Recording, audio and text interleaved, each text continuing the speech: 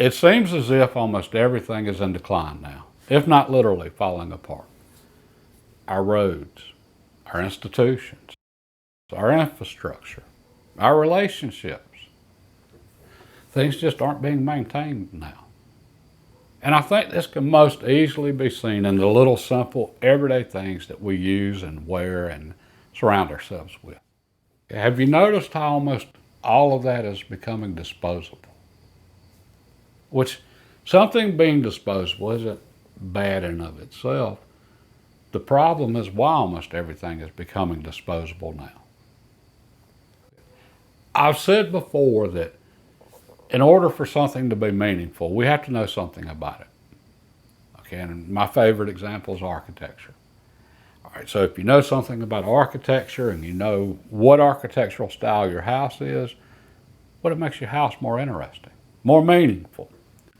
You'll understand why they did this the way they did and why it looks like this and so forth. And again, just more interesting. Okay, and if we don't know anything about architecture, then we're just living in a box.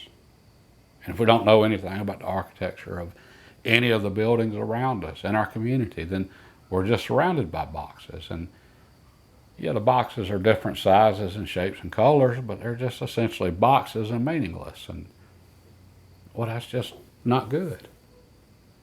Okay, but once we learn about those styles and the thought that goes behind them.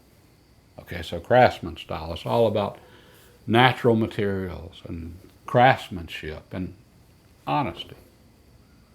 Okay, classical architecture, Greek and Roman. Classical architecture and Greek revival, it's all about proportions and scales. Okay, well, once we understand that about the proportions and scales, well, it becomes interesting. It is already beautiful, but the reason it's beautiful is because of those proportions and scales, which so often come from nature. Okay, columns. There's different styles for classical columns, with some styles being masculine and some being feminine, because the proportions for the columns are based on human proportions. So the base of a column compared to the column height itself would be similar to a man's foot compared to a man's body. Okay, now that's not immediately obvious if we don't know anything about it, except for in the cases where it was intended to be obvious. But still, not even knowing anything about it, subconsciously, I think we recognize there's just a human quality to this. There's just something visually pleasing about these proportions. Okay, and that's what I mean by when we know about something, it becomes meaningful. It becomes interesting. And the more we know about something, the more meaningful it becomes, the more we care about it. Okay, unfortunately, we know less and less about things today. There's not much meaning there, a lot of meaning less. And I realize that there's another important part to this. We have to know about something for it to be meaningful, but something has to be meaningful for us to maintain it. That's why we're not maintaining things today. That is why everything's becoming disposable. The things themselves have no intrinsic value other than the immediate want or need that it fulfills, and then it's just discarded. Okay, I know we're talking about things here, but this is everything, including our relationships. I heard someone say recently that people used to use things and love people, but now we use people and we love things. Except for we're not even doing that. We increasingly care about nothing. Everything's becoming more and more meaningless for us. Okay, so how do we change that? Because that's just depressing. And I think for ourselves as an individual, we do the maintenance. Okay, and I think the whole thing's a continuous cycle. Because when we do the maintenance, Well, we learn about whatever we're doing the maintenance on. Then when we learn about it, it becomes more meaningful. It becomes more meaningful. We do the maintenance. Your kitchen knives. How many of you sharpen your kitchen knives? Know anything about sharpening? Okay, well, for those of you that don't, if you start sharpening your knives, the first thing you'll learn is serrated knives can't be sharpened. They weren't made to be sharpened. Okay, a little interesting fact there that most people don't know until they get into sharpening knives. All right, and that's what I mean by once we start maintaining our things, we learn about our things, they become more interesting, and we're better able to make more informed choices in the future when we have to replace our things and buy new things.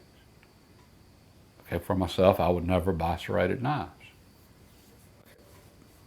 Or hey, if you once you learn about that, you might decide you're going to buy serrated knives from now on. It just you're more informed either way.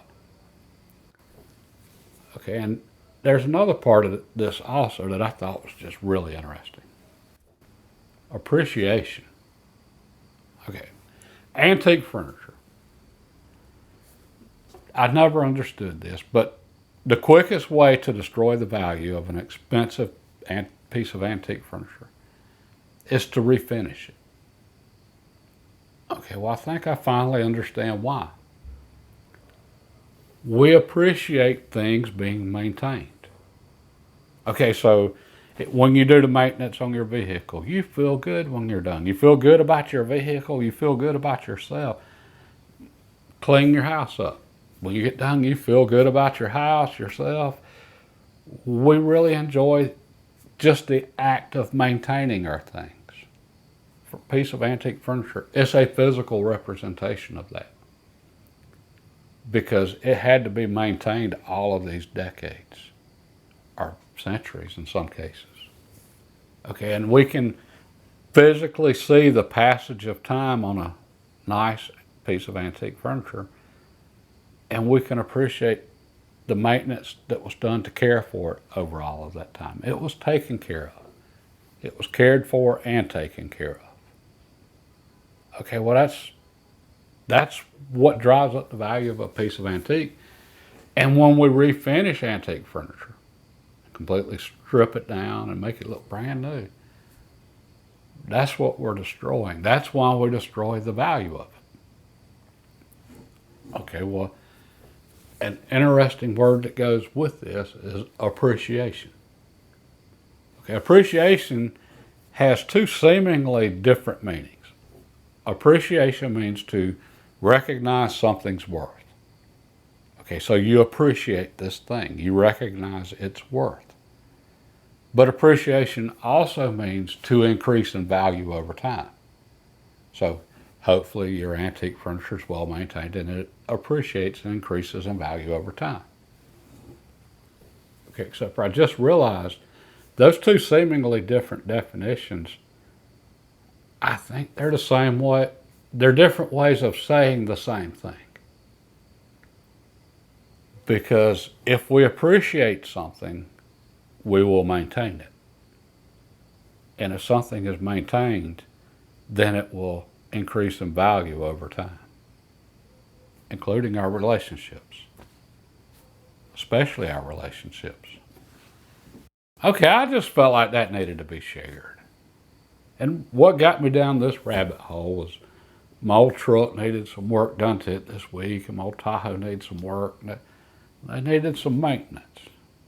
And then the more I thought about it, I realized the value of maintenance and all of this, and that so many of our problems now are from things not being maintained. And factoring everything becoming disposable, disposable things by their nature aren't maintained. They're disposed of. And anyway, there's a lot of maintenance that needs to be done, I think, right now. And again, especially with our relationships. Okay, we're going to talk some more about maintenance in the future. How long should we keep a vehicle? I'm struggling with that one right now. God bless and have a great day.